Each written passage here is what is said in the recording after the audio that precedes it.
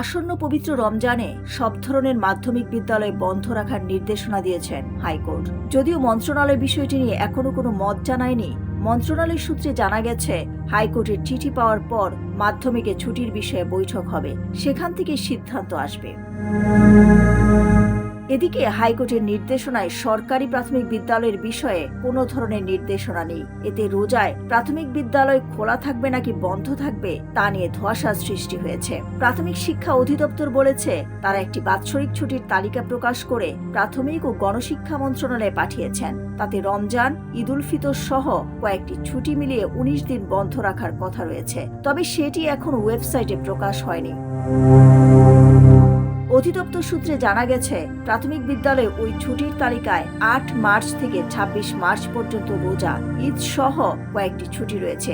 শুক্র ও শনিবার সহ সেখানে মোট ছুটি 19 দিন। এর বাইরে প্রাথমিক বিদ্যালয় বন্ধের বিষয়ে অধিদপ্তরের কাছে কোনো তথ্য নেই বলে জানিয়েছেন সংশ্লিষ্ট এক কর্মকর্তা।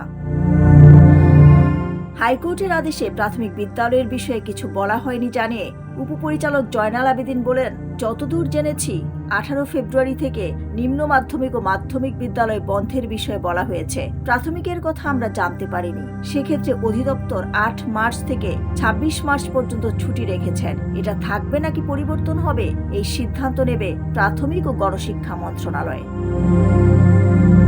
ডেস্ক রিপোর্ট, সোনালী নিউজ।